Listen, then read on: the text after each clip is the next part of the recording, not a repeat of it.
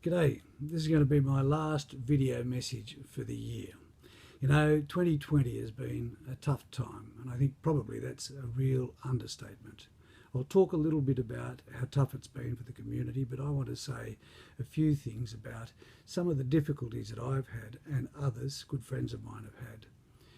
On a personal note, I've lost 5 friends or relatives.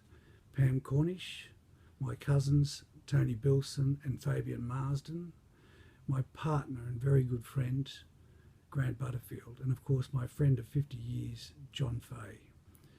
All of their deaths sadden me immensely, but I think about their families and their spouses, John, Amanda, Wendy, Donna and Colleen. I think about them and the families over Christmas. My heart's with you and my thoughts will be with you. A very difficult time for you, I know, and it puts my difficulties into perspective. Nationally, we've had the pandemic, but we started the year with the bushfires, the worst bushfires that this state has ever seen. And they were followed up quickly with the floods, and then along came the pandemic. We've lost many people.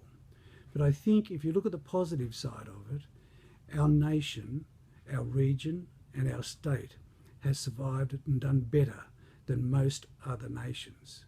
And there's a lot of credit that's got to be given to the people involved in doing that. The politicians, both government and opposition, have worked together to do their best, mostly, not always, but mostly. Most importantly though, the frontline workers.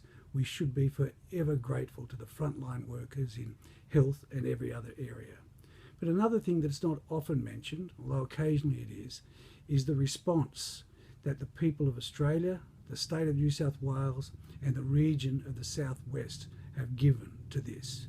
In the main, the people have responded exceptionally well, and it's that contribution that has made the difference between us heading in the wrong direction rather than heading in the right direction. And I say this despite the problem now with the Northern Beaches cluster. But we move on, we move forward, and Christmas is upon us and the end of 2020 is coming quickly, and I can't wait to see the end of it. As we move on, I think we've got to move on with hope and optimism. Hope that by this time next year, COVID will be a distant memory. It'll never be forgotten, but hopefully it will be a distant memory for us. And I think we've got to move on with faith. Faith in the people that are leading us on both sides. Faith that they have the commitment and resolve to do what is needed to be done to get us all the way through COVID.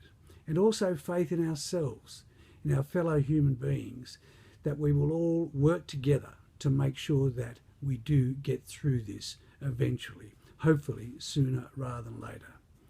Now, on a much lighter note, all I'd like to say is good riddance 2020. Merry Christmas to you, and thank you for your support during 2020, and let's hope we all have a happy, pleasant new year and a much better 2020.